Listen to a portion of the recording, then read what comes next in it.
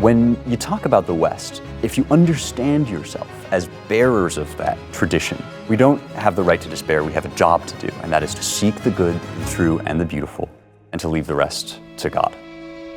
Hey everyone, it's Andrew Klavan, and as you know, I've tried very hard to disassociate myself entirely from my son Spencer Klavan, no relation, to keep him from being swept into the maelstrom, the seamy maelstrom of my reputation. But I have to talk to him today because he has written what I have to say is an actually sensational book, How to Save the West, Ancient Wisdom for 5 Modern Crises. Very big book. Oh, well, we have this. You have to lift weights for a month before you can purchase it.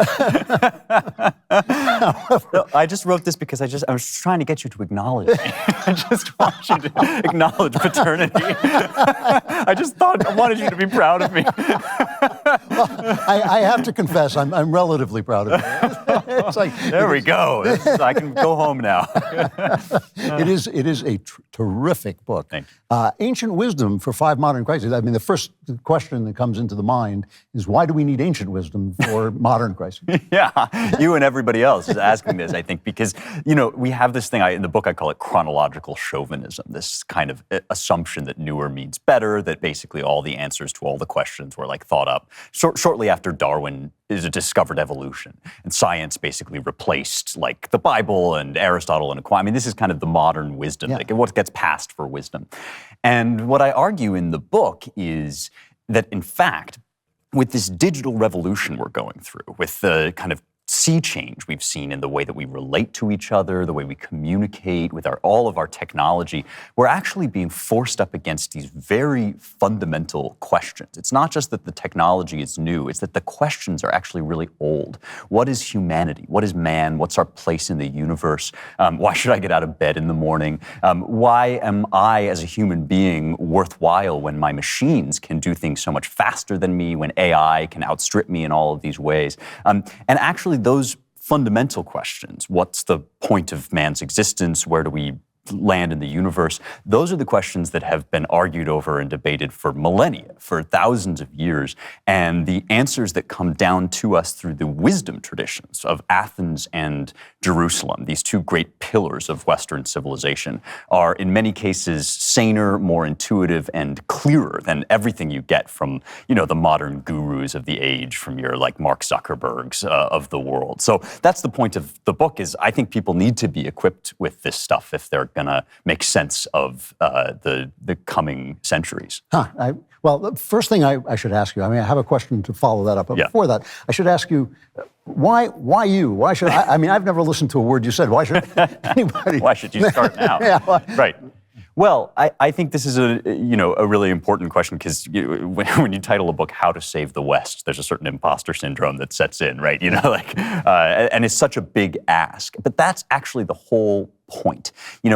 When I hear from people about this stuff, I spend my life out here offering people the wisdom of Aristotle and Aquinas and trying to kind of crack open these great texts for folks.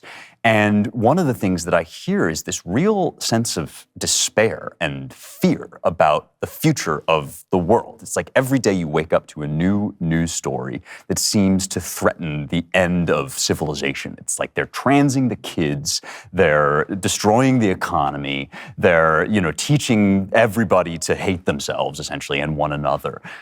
And people start to feel like all of this wisdom from the past is really great, but it's all falling apart around our ears, and what the heck can I do to fix any of it? It's all so much bigger than me, And I think that there's a really big mistake we make when we ask that question. We think of it as if we're like Ron DeSantis. We sit around and we think, what's the law that I can write tomorrow, that would change the world, fix the country? We imagine ourselves as if we were, in the position of the governor of a state or something.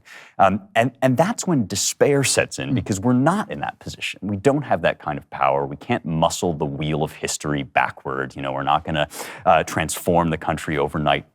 And so, what we need to understand is that, yes, we have the vote and we have these, ways of participating in the political debate, but there must be something more than that.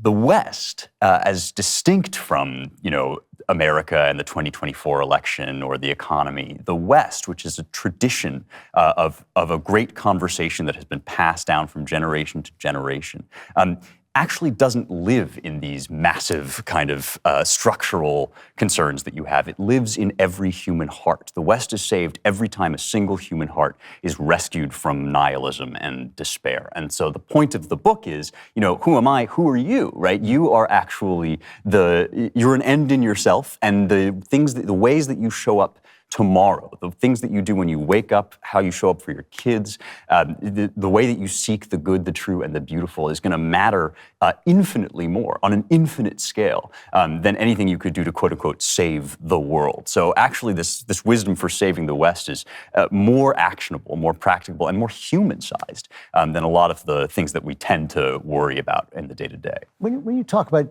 human size and saving a human, there's a theory going around now that basically we're moving out of the phase of our old humanity. They're moving into what Yuval Harari called Homo Deus. We're going to become so much bigger than this, and that the old questions actually don't apply. Why is that untrue? Well, this is a big part of the book. I talk about the body crisis, which is kind of a way of talking about our humanity, right? Why shouldn't we just, transcend our flesh? Our flesh is fallen, it's broken, we die, we break down. And this comes to us in a million different ways. We think these are different, but they're actually all kind of part of one trend. When people say to you, well, your gender is kind of a shackle and you should be able to change it at will. You should be able to change from a man to a woman. Or when they say to you, you're actually not as smart as you could be, let's put a chip in your brain to enhance your capacities. Or, when they say, actually, it's fine for you to just have all your interactions over Zoom because that's, the essence of you is somehow contained in these digital communications.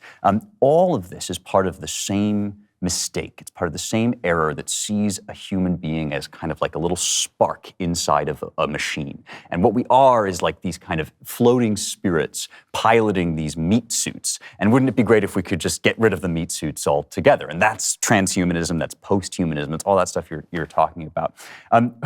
One of the points that I make in the book is that this is an ideology which is singularly ill-equipped to deliver on the promises that it makes. You always get these people saying, we're going to move past our human form and then we're going to be happy and free and everything's going to be great. Well, how's that working out for us, right? The more we go online, the more we reduce our lives to just digital interactions, the more we perform surgery, these terribly invasive surgeries on children, the worse it gets. The more sick we get, the more depressed we become, the more disconnected from one another. And this, I think, is a really important key to one of the things that I really articulate in the book, which is that we're not actually going to float up into some imagined future out of our bodies. What we are fundamentally, crucially, is embodied souls. This is kind of an ancient idea called hylomorphism, that you're not just like a ghost in a machine. You're actually a spiritual being who is expressed in the medium of the here and now, in the medium of flesh. And I think the more people recover that, the happier they become. And we really need, I think, to gain ownership over that sense of joy that we're living into in the here and now. People have been talked out of by all of these kind of fancy theories, but they really don't work. The ancient stuff works better. So it's almost as if the ancients set the tone of our problems. Yes. And the same problems keep coming up again and again. Of course.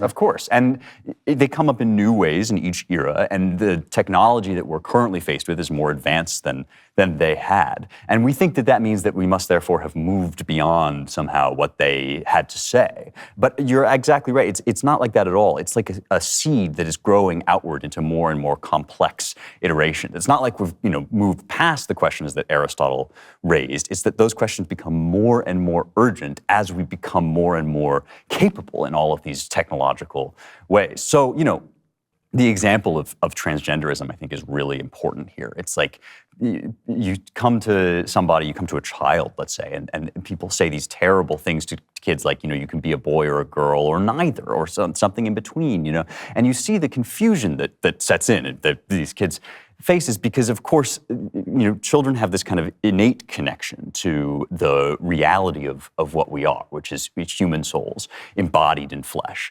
And as we grow older, we become more complicated. We get all sorts of other things occur to us. But fundamentally, it's not like we transform into some other kind of species or other kind of being. And that's kind of what the position that humanity is in, right? We began with these foundational questions, and we came up with some pretty good answers to them. And as we grow and we develop, we have to take those answers into the future. But we can't just leave the questions behind altogether. It's a recipe for disaster. No. You're really not as bad as your mother says you are. Is she talking about me behind my back again? The book is absolutely great. It's called How to Save the West, Ancient Wisdom for 5 Modern Crises. We're going to do 2 more of these to talk more about some of these ideas specifically, because each one is interesting in and of itself. But the book, again, How to Save the West by Spencer Klavan, no relation.